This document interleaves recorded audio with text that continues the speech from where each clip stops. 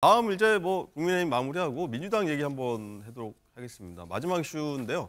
이낙연 비대위 전문가와 독대라고 제가 정해봤는데 당내 민주주의가 거의 질식하고 있다. 이런 이낙연 전 민주당 대표가 일단 이재명 대표를 향해서 강도 높게 비판을 했는데 최근 이 전 대표가 김종인 전 국민의힘 비상대책위원장을 따로 만났다고 해서 눈길을 끌고 있는데 이 얘기 해보도록 하겠습니다. 자, 박지원 부원장님. 일단은 이낙연 전 대표가 제3신당 창당 가능성 여기 뭐 부인하지 않고 있습니다. 이제 두 사람 회동에 관심이 쏠리는데 또 왜 만난 걸까요, 두 분이? 이제 뭐 이낙연 전 대표가 정치적 성향으로 보면 좀 중도 성향이죠. 그런 부분이 있다 보니까 저는 뭐 김종인 전 위원장하고도 정치적으로 좀 교감할 수 있는 부분이 있지 않나 뭐 이런 생각이 들고요. 이제 다만 지금 이 이낙연 전 대표의 이제 대선 후보로서의 지지율이 상당히 낮게 나옵니다. 그런 부분에서 과연 영역이 열릴까? 그리고 이 윤석열 정부와 민주당이 굉장히 좀 격렬하게 정치 투쟁을 하고 있는 상황이기 때문에 양극단으로 지지층들이 쏠릴 겁니다. 그런 부분에서 저는 영역이 거의 없을 것이다 이런 생각이 들고요. 뭐 정치인이 뭐 이런 활동도 할 수 있고 당내 비판도 가능합니다만 이거는 여야를 막론하고 당내 비판을 하려면요 상대에 대한 비판을 먼저 끄집어내놓고 해야 됩니다. 예를 들자면은 민주당의 민주주의를 비판하실 거면은 윤석열 정부의 민주주의에서 국민들이 억압받고 있다는 이야기를 먼저 하시고 하는 것이 정치적 도입니다. 그거는 여야가 마찬가지입니다. 그런 부분에 있어서 좀 더 이 윤석열 정부에 대한 규정부터 다시 하셔야지만이 본인의 영역이 넓어지지 않을까 저는 그런 생각이 듭니다. 네. 일단 이낙연 전 대표의 이 창당설 뭐 가능성이 있다 없다 말씀도 해주셨지만 어떤 생각들 갖고 있는지 한번 그 얘기 한번 듣고 오겠습니다. 이낙연 전 대표 혹시 탈당해서 신당을 만들 가능성 이 부분에 대한 어떤 내부적인 검토는 있습니까? 대책이라든지? 그건 뭐 저희들은 이낙연 대표께서 민주당과 함께 정치 인생과 모든 과정을 다 해오셨기 때문에 그거는 검토의 그 내용은 아닌 것 같습니다. 정근희 대변인. 네. 일단은 두 분 뭐 회동 뭐 왜 만났다고 보십니까? 뭐 같은 건물이라고는 하던데. 뭐 정치적 활로를 모색해봐야겠다는 이낙연 전 대표의 의중은 명확한 것 같습니다. 최근에 등장하면서 한 얘기가 이거죠. 도덕적 감수성이 무뎌지고 당내 민주주의가 억압되는 것은 리더십과 무관하지 않다. 이런 얘기를 이낙연 전 대표가 했습니다.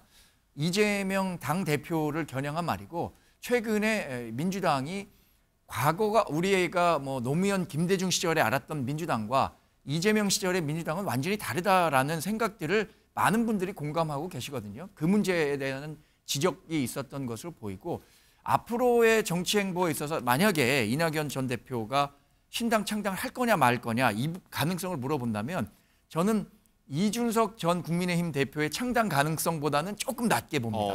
왜냐하면 이낙연 전 대표가 갖고 있는 지지 기반이라든가 정치적 영향력이 과연 창당을 했을 때 어느 정도나 수긍의 어떤 지지를 받을 수 있을까라는 근본적인 고민을 하게 될 것이라고 보고요.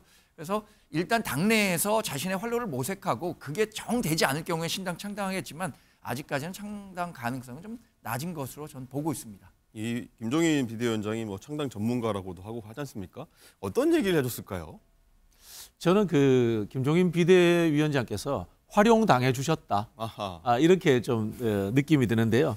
지금 이낙연 전 대표의 활동은 당을 창당하기보다는 당내에 있는 이낙연계의 공천 줘. 그 이야기하고 계시는 거예요. 우리 정 대변인 말씀하신 것처럼 창당할 수 있는 가능성도 상당히 낮고요. 실제로 그럴 공간도 거의 없는 걸로 뭐 판단하고 있습니다.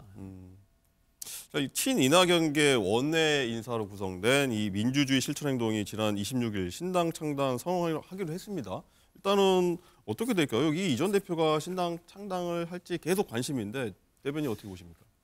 저도 뭐 정치부 기자를 꽤 했지 않습니까? 그런데 이 신당 창당을 하려면 뭐 몇 가지 조건들이 있다 그래요. 유력한 대선 후보 그러니까 적어도 차기 지도자 여론조사를 했을 때 한 10% 정도는 받는 그런 사람이 주축이 돼야 되고 명확한 지역 지지 기반이 있어야 한다고 하는데 이낙연 전 대표 같은 경우에는 전남지사를 하고 뭐 호남을 대표하는 정치인이긴 했지만 지역적 지지 기반이 뭐 아주 강력하다 이렇게 평가하기는 좀 어려울 것 같습니다. 그리고 우리나라의 공고한 이 양당 체제 특히 이 소선거구제가 유지되고 지금 얘기되는 준연동형 비례대표제가 다시 병립형으로 돌아가게 된다면 이낙연 전 대표가 신당 창당을 할 수 있는 정치적 공간은 굉장히 좁을 것으로 전 예상해 보고 있습니다. 부원장님 어떻게 보십니까? 일단은 뭐 여기 친인 이낙연 인사들이 모이고 이분들은 이제 있지 원해니까 제가 보기엔 창당할 것 같아요. 않습니까? 장담할 것 같아요. 이제 한편으로 보면은 연동형에 기대를 걸고 있을 수도 있고요. 또 한편으로 보면은 그 양양자, 금태섭 의원 이런 분들하고 합쳐서 이 신당을 할 수도 있을 것 같은데 이낙연 대표가 저는 여기에 참여하시지는 않을 거라고 예측이 됩니다. 그런 생각이 드는데 다만 이제 그런 주의 이제 중도 신당이 지금 한국 정치에서 영역이 있느냐라는 부분에 있어서 뭐 금방 말씀드린 것처럼 양당이 이제 극단적인 대립을 하고 있기 때문에 중도로 사람들이 시선을 돌리기도 어렵다 이런 부분도 있고 안철수 전 대표께서 한 10년 동안 울게 먹었기 때문에 중도라는 데가 없어져 버렸어요. 거기에 실체가 없다라는 것을 국민들이 알게 돼 버렸어요. 네. 제가 봤을 때는 성공하기 쉽지 않을 거다 그런 생각이 듭니다. 네. 여권, 야권, 뭐 신당 얘기 나오는데 어떻게 될지 한번 지켜보도록 하겠습니다. 자, 오늘 말씀 여기까지 듣겠고요.